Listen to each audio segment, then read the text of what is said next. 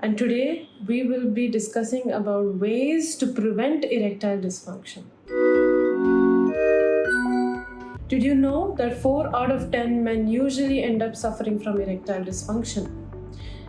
If you don't want to be one of those 4 men, this video is for you. In order to understand how to prevent this common concern, we would have to understand how erections happen and what factors actually lead to getting and sustaining erections. Couple of reasons why or how you end up achieving an erection would start with, firstly, your blood vessel health, secondly, your hormonal health, thirdly, your lifestyle choices, and fourth and foremost, your psychological health or mental health.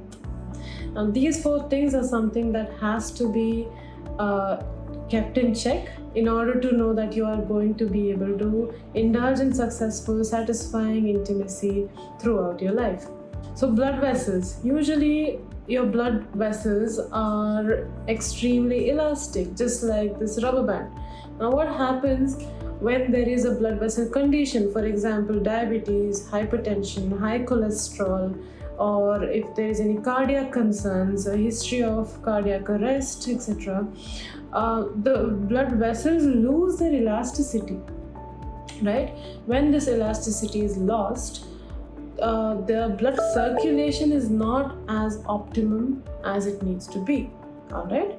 So what can be done in order to help with attaining or achieving or maintaining a good blood vessel health is having a good lifestyle, having a comprehensive body checkup every once a year at least after you turn the age of 27, right? A good blood circulation is required when it comes to attaining a good erection. For example, whenever a person is excited, whenever a man is excited, all the blood gushes into the penile area, stays there. It helps with improving the rigidity or making the penile area stronger and harder. This happens because there is a lot of collection of blood in the veins. Now, once that happens, once ejaculation happens or once the orgasm is achieved, all of the blood will again flow back into the body from the penile area. So this is how an erection works basically, right? Now, if there is any discrepancies, if there is any blood vessel conditions that one is suffering from, if there is any kind of, let's say, hypertension or high cholesterol, right? So because of the blockages or because of the hardness of the blood vessel wall, you would not be able to achieve or maintain good erections, right? So this is one thing that you need to keep in mind. Next would be to do with your hormone health. Hormonal health is very important when it comes to feeling the satisfaction, or even initially when you indulge in intimacy initially, there is some amount of triggers or stimulation that one requires, right? An arousal or a desire is something that actually starts out the entire sexual intimacy act. So a basic amount of excitement is required. Ki, I am feeling sensual today. I would like to indulge in intimacy today with my partner or with myself, regardless of that, right? So these hormones do that part for you.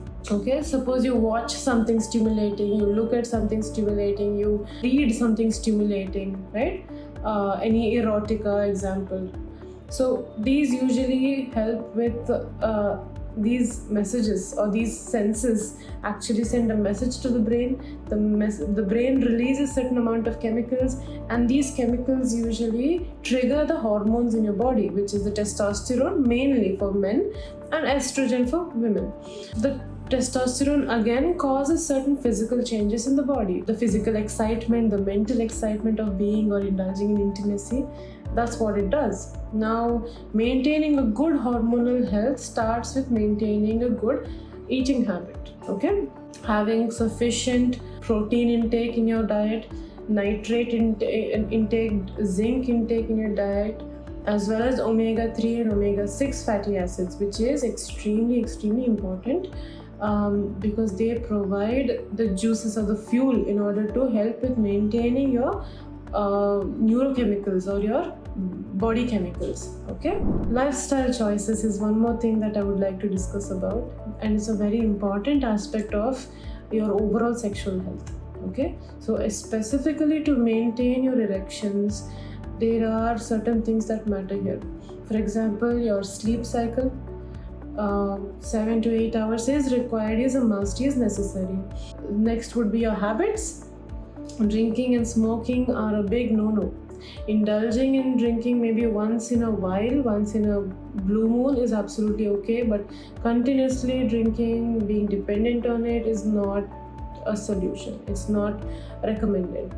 Apart from the lifestyle aspect of things, I would also recommend that the food intake or having a balanced diet, maintaining a balanced diet is of utmost importance here, as well as water consumption. At least 3 to 4 liters of water per day is a must. Given the fact that the weather is so hot these days, dehydration is a common concern, correct? These are about the things that is relating to the lifestyle aspects. And another thing, physical activities. Now, exercising daily or alternative days is what actually pumps up or improves the quality of your testosterone, as well as reducing the stress chemicals in the body, right? So maintaining this is actually a long-term solution, okay? In the sense that you maintain this lifestyle throughout your life, you are most likely to be one of those top 5 people who will not really suffer from any kind of medical conditions or even sexual health conditions for that matter, right? Now finally, mental health. I know everybody is very skeptic about this aspect, but it's very, very, very important when it comes to sexual health.